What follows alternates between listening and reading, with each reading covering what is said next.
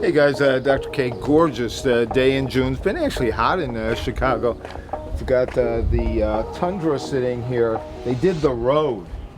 I've got to get this all cleaned up. This is really kind of actually hideous, to be honest with you, but it kind of matches the truck. It looks like we actually do things to get our hands dirty. Behind us, the M5 and the Rolls. I think we're going to take the M5. Got a couple things to do today. Now the M5 just had some intakes. We'll open up the hood for you. But I think what's important once we show you that is you look at this car, you look at a normal M5, this is the M5 CS. So it's not essentially what's going on the outside, it's what's on the inside that actually makes a huge difference. So let's go ahead and start this one up. We'll pull it out and take a look and see what's under the hood.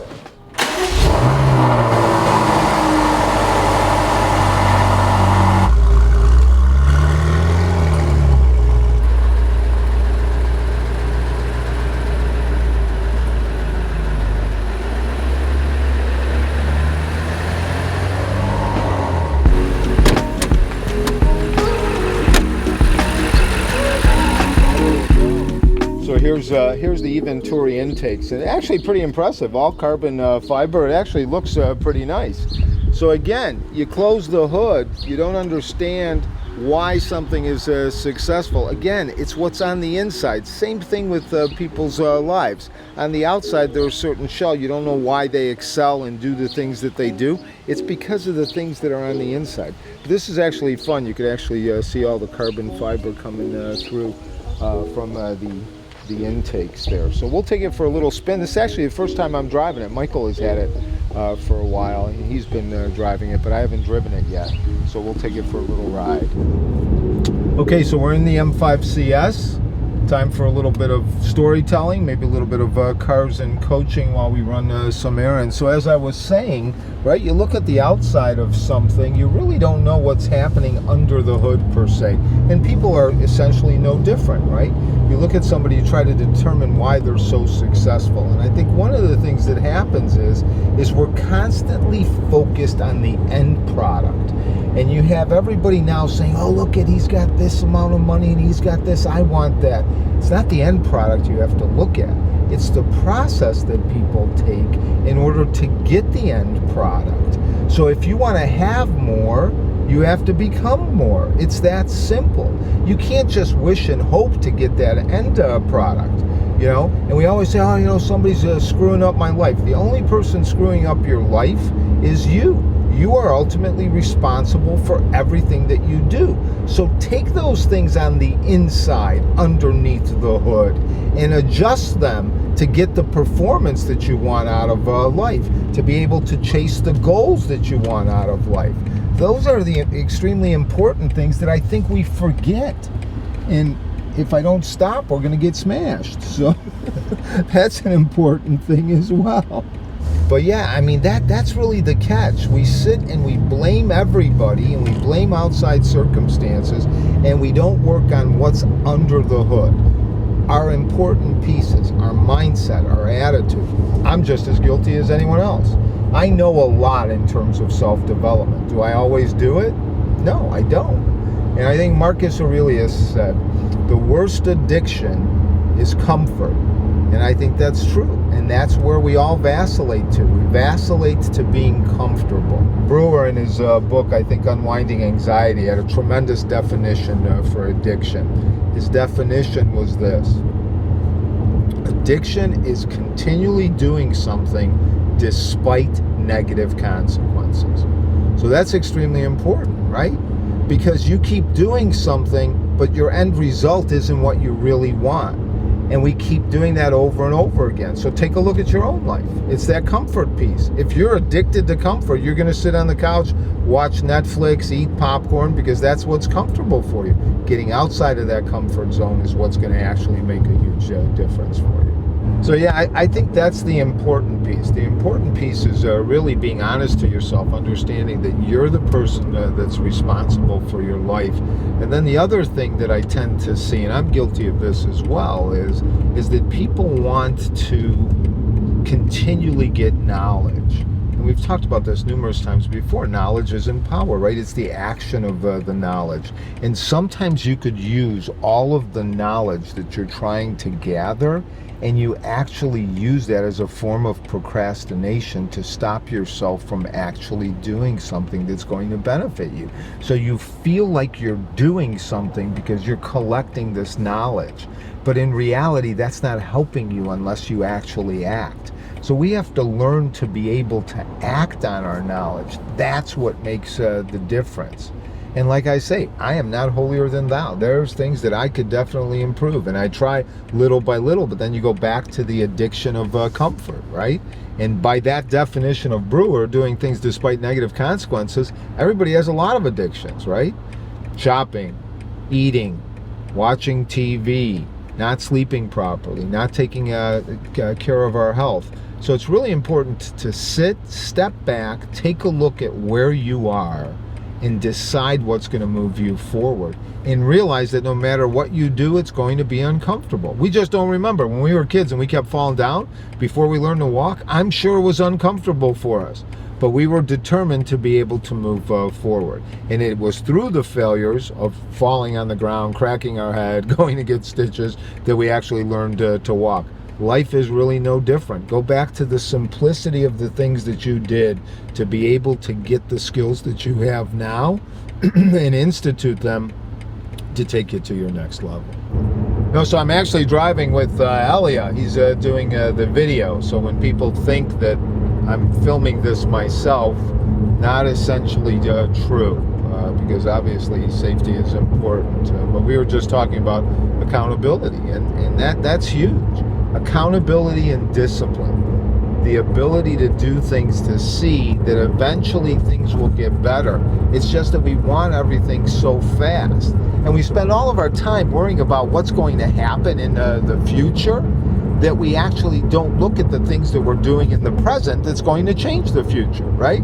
There's a saying, the best way to predict the future is to create it. And that's true. Set up things for your health, your physicality, etc. There are so many advances in medicine now in terms of being able to stay healthy, your wearables to be able to measure your sleep, your pulse rate, your heart rate variability, which determines your ability to recover after stress and things of that nature. Use those things to determine how well you're going to be. Now, don't overuse them, because then you get analysis paralysis and you're measuring everything. You got to live somehow in between all of those measurements. But that's extremely important to be able to make sure that you measure things. Because if you don't know where you're at, there's no way you can make the changes to be able to get better. And we talked about this in a previous video. It is simple. The process is so simple. You pick a goal, you get crystal clear, you do it, you adjust, and you keep moving forward.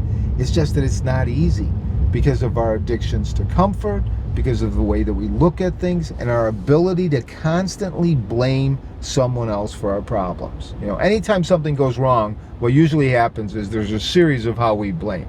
We blame the situation. Oh, I didn't have enough resources. I didn't have enough time. Then we blame somebody else. It was Bobby's fault. It was Sally's fault. They're against me. The last person we tend to blame is ourselves. And we should always look at things. It's not from a blame perspective. It's from the perspective of taking the accountability and the responsibility that if something you have in your life you don't like, you change. And if you're not going to do the things to change, then quit talking about it and just go about your life. If you're not going to do the things to change when you're on the couch watching Netflix, eating popcorn or pizza, then don't complain about it. But you have the ability to make those changes. There is no difference between you and successful people. The difference is what they do.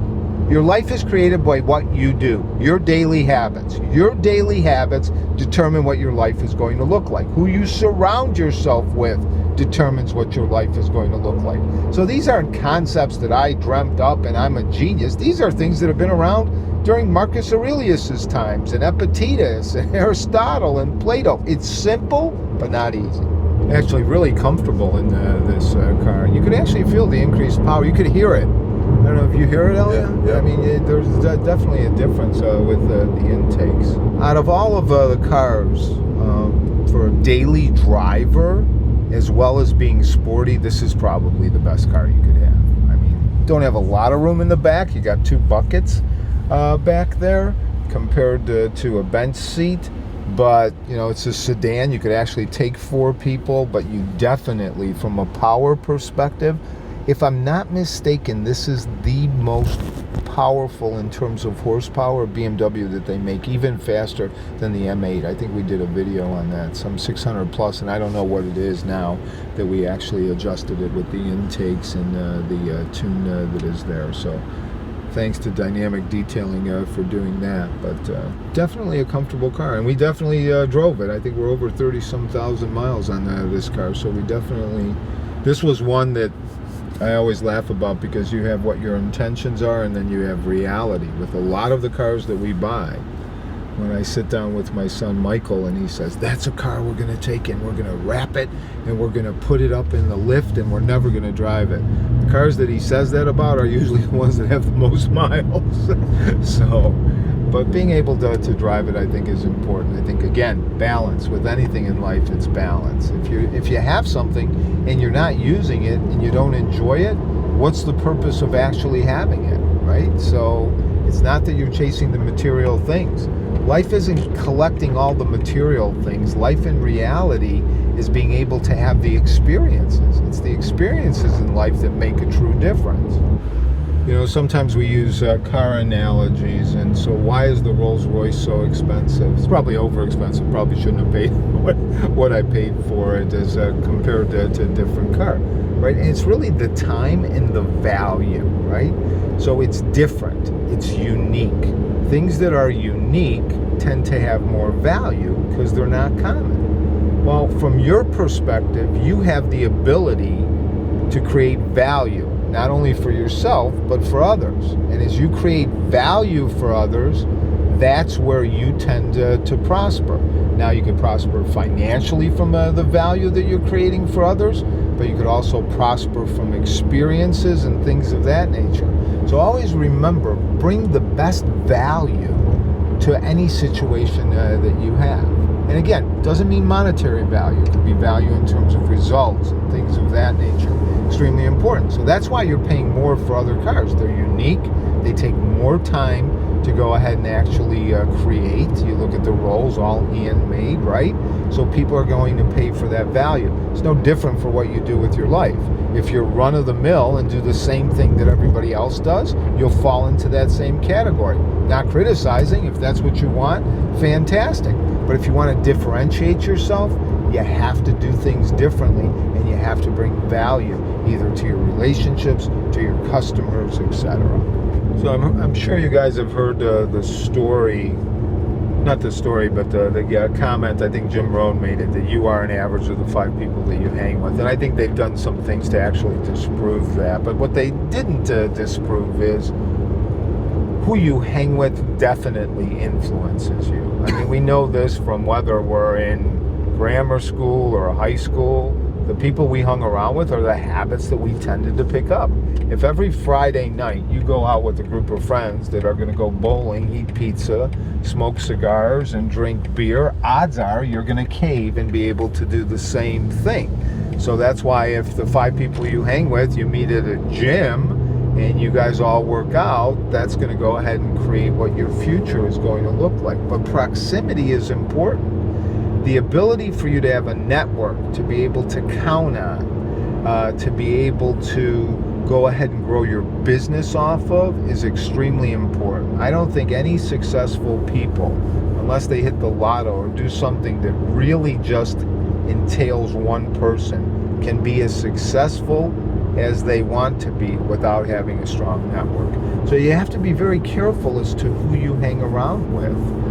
That's not to say you go and you take all your friends that don't have any ambition and you get rid of them. I'm not saying that. But you can spend a little bit of time with them. But you should always spend time with people that could actually teach you something. But that's a mindset as well. Because when you go into that room, you should go in with the notion that, hey, I'm going to learn something from these people, right?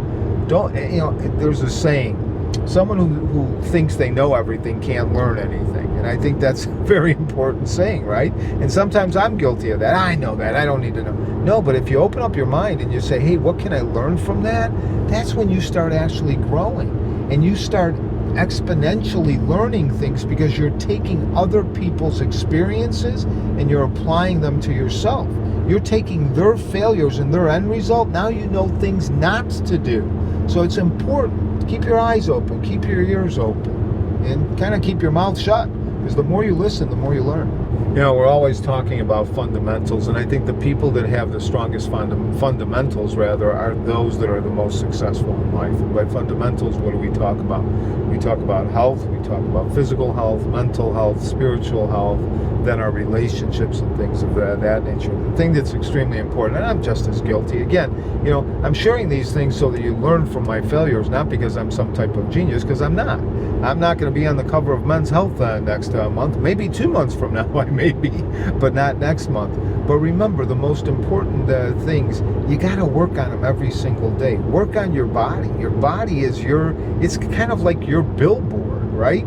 So if somebody sees you and you're sloppy and you're not well kept, that's not going to help you, right? People say, oh, what's important is what's on the inside. That is true. That is extremely important. But people, the first thing they see is the outside. And if the outside doesn't look good, they're not going to see what's ever on the inside. And, you know, there's something called the halo effect. And the halo effect is the better looking and the better put together somebody is, tends to make higher salary, more sales, gets favorable treatment. Why? That's just life. That's how it works. That's been proven over and over again. So go ahead and make sure you work on yourself, not only from the outside physical appearance, but for what it does to you, the energy that it gives you.